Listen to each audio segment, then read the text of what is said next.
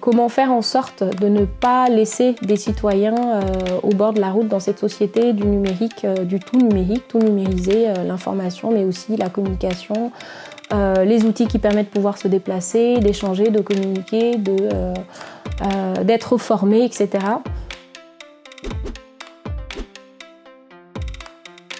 Et on parle du digital divide, donc du coup traduit par le terme de fracture numérique, pour exprimer un fossé en fait entre ceux qui savent utiliser les outils du numérique et donc qui sont intégrés à la société numérique et éventuellement ceux qui ne savent pas, qui seraient en dehors donc de la société numérique qui est en train de se construire.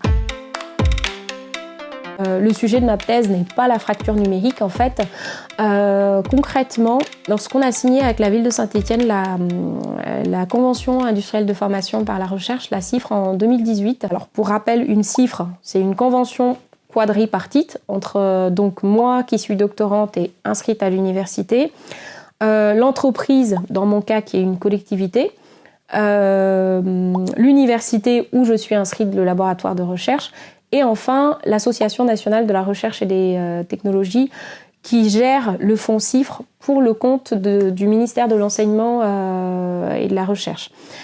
L'objectif étant de mettre en fait un doctorat, mais surtout la recherche au service d'un projet de développement au sein d'une entreprise qui, dans mon cas, était la collectivité.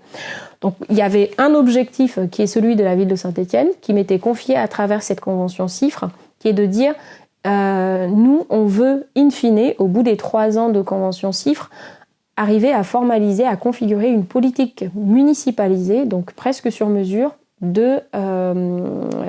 termes de médiation et d'inclusion numérique. Et moi, mon regard là-dedans est de dire, alors la première, comment se définit en fait l'anthropologie de co-construction d'un projet où les acteurs sont aussi différents, notamment en termes d'agenda, parce que l'agenda politique est ce qu'il est.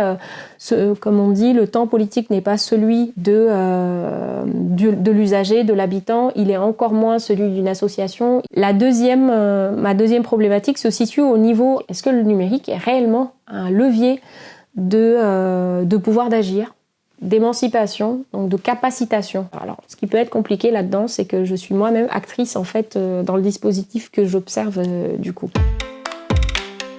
On a identifié donc 4 quartiers. Sur chaque quartier où j'arrive, on identifie les acteurs, donc le médiateur ou la médiatrice numérique, et un entretien semi-directif avec cette personne. Il y a aussi un entretien avec le directeur ou la directrice de la structure associative qui va porter le projet de médiation sociale et numérique sur le quartier. Et de manière générale, tous les autres acteurs associatifs en fait, qui vont d'une manière ou d'une autre co-construire avec cette association qui est chef de file. On a recréé un café dans un espace du quartier avec les tables, les nappes, comme dans un café, et on a un mot qui circule dans le café et l'objectif est de se saisir de ce mot et d'en discuter. C'est toute une demi-journée où une vingtaine d'acteurs viennent d'abord faire le point sur comment le numérique impacte chacune de leurs pratiques professionnelles dans le quartier. Comment est-ce qu'on pouvait formaliser une solution aux problématiques qui étaient posées par l'impact du numérique dans le quartier. Ensuite, donc entretien semi-directif avec l'élu qui porte la politique pour la ville de Saint-Étienne, avec la directrice du service au sein duquel j'étais intégrée. Aujourd'hui, par exemple, on a déployé tout un axe autour de la parentalité numérique. On peut être réfractaire soi-même, et être aussi un parent inquiet. Si on veut accompagner l'éducation au numérique et la pratique numérique de son enfant, il y a une certaine acculturation à avoir par rapport à certains codes. Je ne vous dirai pas de créer un compte Facebook.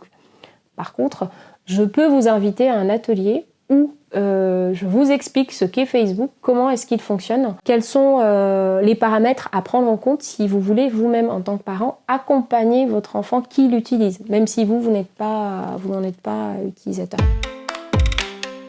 Donc ça permet aujourd'hui de se dire, ok, dans ces non-usagers et ces usagers du numérique, qui a besoin de quoi au regard de la société qu'on est en train de construire? Et puis c'est aussi important pour arriver à identifier les limites, éventuellement à ne pas franchir. Alors après, moi, c'est des recommandations que je donne. Ensuite, le pouvoir public décide de ce qui est faisable ou pas, de ce qui s'inscrit dans sa politique ou pas.